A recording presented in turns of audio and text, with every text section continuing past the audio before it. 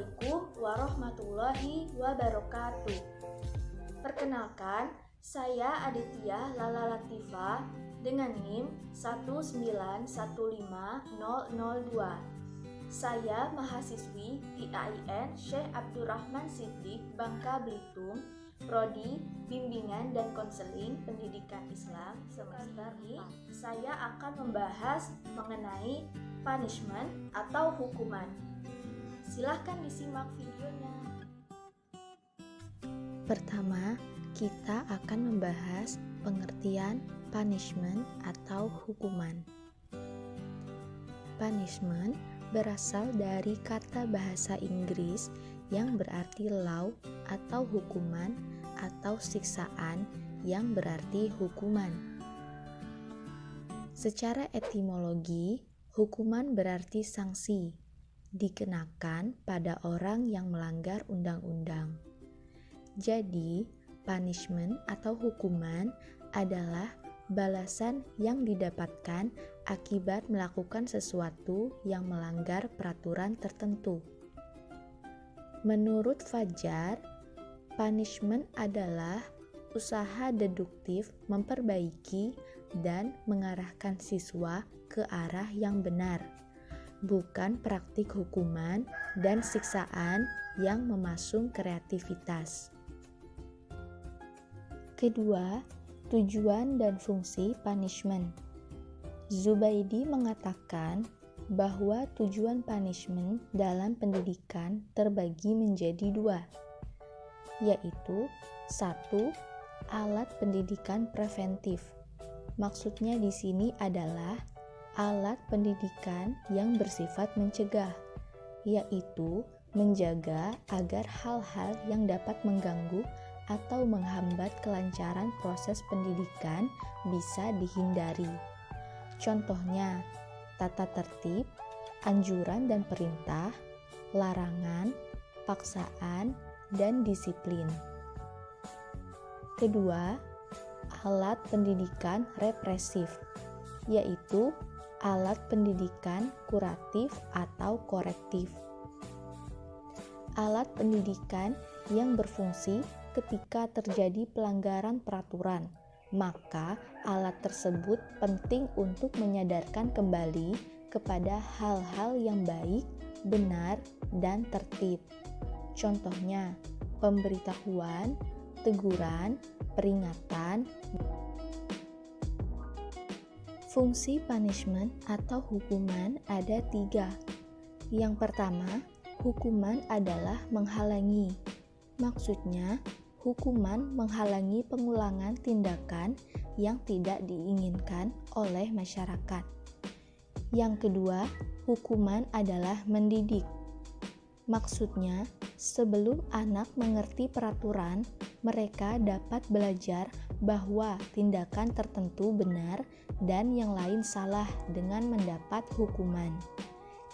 Ketiga, memberi motivasi untuk menghindari perilaku yang tidak diterima oleh masyarakat. Maksudnya, pengetahuan tentang akibat-akibat tindakan yang salah perlu sebagai motivasi untuk menghindari kesalahan tersebut.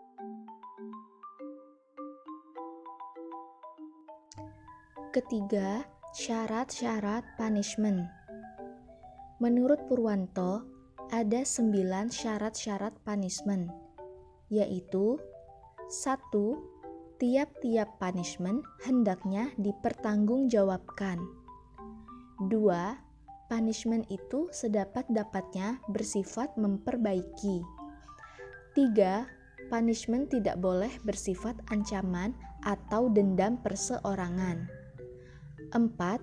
Jangan menghukum pada waktu sedang marah.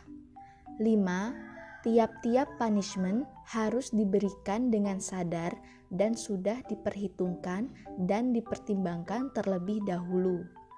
6. Bagi si terhukum, punishment itu hendaklah dapat dirasakan sendiri sebagai kedukaan atas penderitaan yang sebenarnya. 7. Jangan melakukan punishment badan, sebab pada hakikatnya punishment badan dilarang oleh negara. 8. Punishment jangan sampai merusak hubungan baik antara guru dan siswa. 9. Kesanggupan memberi maaf dari si pendidik sesudah menjatuhkan punishment dan setelah itu siswa menginsafi kesalahannya. Jangan di-skip dulu ya, masih ada 3 pembahasan mengenai punishment yang akan dijelaskan pada video ini. Yuk disimak sampai habis. Keempat, cara memberikan punishment. Menurut Ahmadi, bila dilihat dari segi cara memberikan punishment, maka punishment terbagi menjadi 4 macam.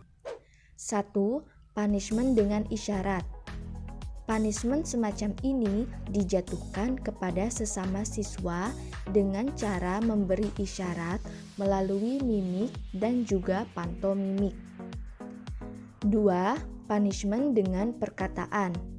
Punishment dengan perkataan dimaksudkan sebagai punishment yang dijatuhkan kepada siswa melalui perkataan.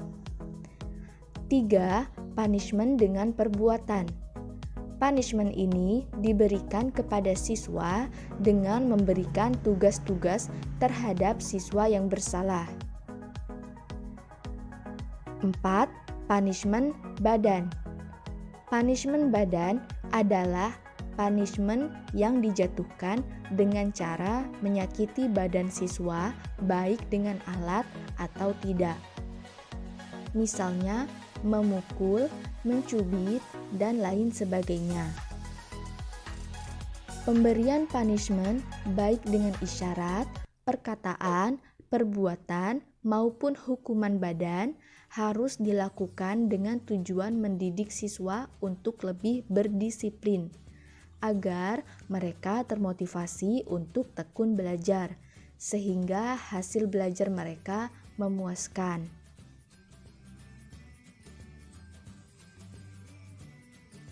Kelima, indikator punishment.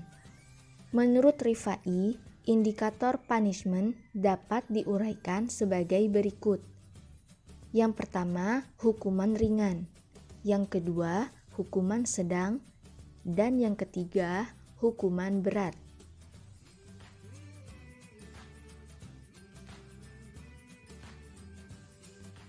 Keenam, contoh punishment. Gaza mengemukakan bahwa ada 2 contoh punishment. Yang pertama, positif punishment, seperti penugasan, laporan orang tua, hafalan, denda, dan skorsing. Yang kedua, negatif punishment, seperti mempermalukan, merendahkan, mengejek, mengancam, mencubit, memukul, dan lain sebagainya. Baiklah teman-teman, itu tadi sedikit penjelasan dari saya mengenai punishment atau hukuman. Semoga apa yang saya sampaikan di video ini bisa bermanfaat untuk kalian semua. Akhir kata, saya ucapkan terima kasih karena sudah menonton video ini. Wabillahi taufik wal hidayah. Wassalamualaikum warahmatullahi wabarakatuh.